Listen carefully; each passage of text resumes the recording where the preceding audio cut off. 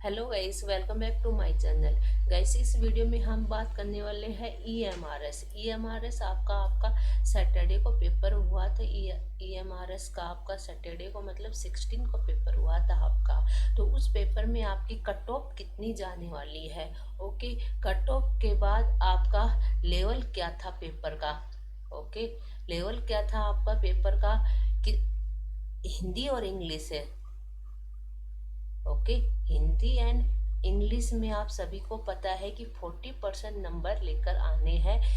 इसमें एक सभी बच्चों के दिमाग में भी हिंदी इंग्लिश में 40% क्या है। तो भाई हिंदी में इंग्लिश में आप 40% नंबर लेकर आओगे और हिंदी में अलग से आप 40% नंबर लेकर आओगे, तभी आपका कंप्यूटर का मतलब नेक्स्ट जो भी आपका पेपर का पोर्शन बच गया है वो चेक होने वाला है।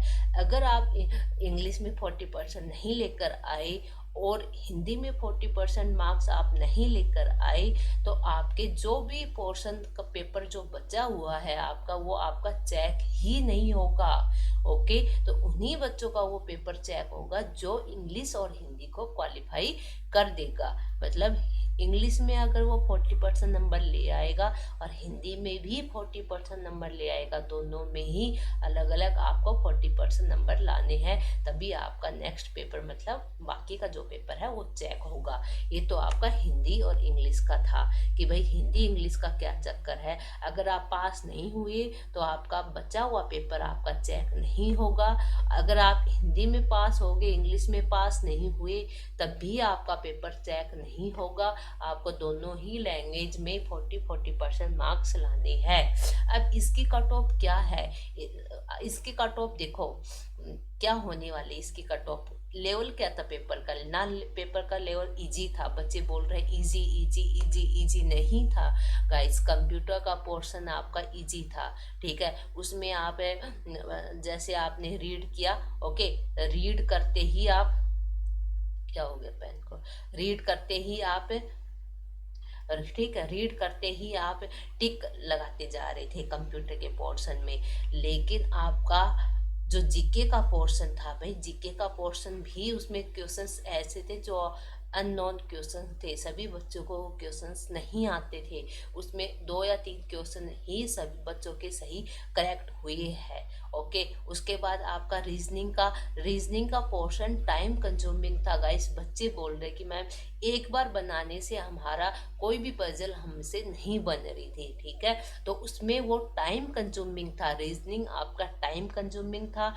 रीजनिंग में जैसे आपकी रो रो एक स्ट्रेट लाइन आई थी, एक आपकी स्क्वायर के आई थी जिसमें 8 पर्सन बैठे थे, ठीक है। तो इस टाइप का रीजनिंग का था, लेकिन वो पजल काफ़ी मुश्किल था। मुश्किल नहीं कह सकते, मतलब आपका एक एक बार में वो पेपर नहीं बन रहा था, एक वो क्वेश्चंस एक बार में नहीं बन रहे थे, ठीक है।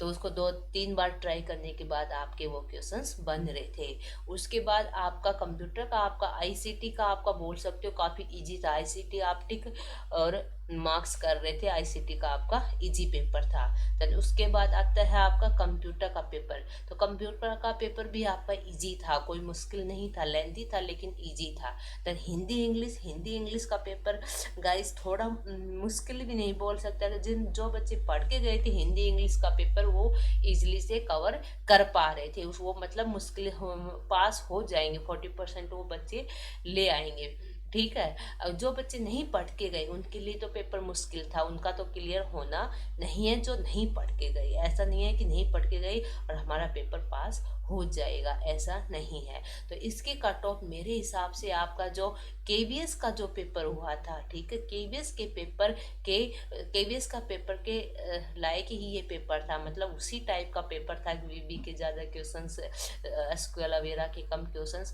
कंपेयर टू केवीएस टाइप का ही ये पेपर बनाया गया था। तो आप इसमें मान के चलो कि 130+ कट ऑफ आपकी होने वाली है पेपर में।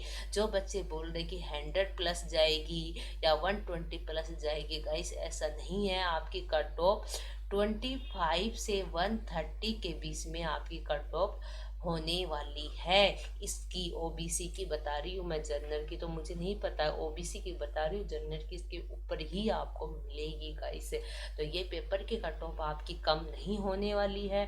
पेपर की कट ऑफ आपकी 125 130 के आसपास ही होने वाली है, इससे कम आप मान के मत चलो। ओके, अगर गाइस ये वीडियो आपको अच्छी लगी हो तो प्लीज़ इसको लाइक कर देना, शेयर कर देना और मेरे चैनल को सब्सक्राइब कर लेना।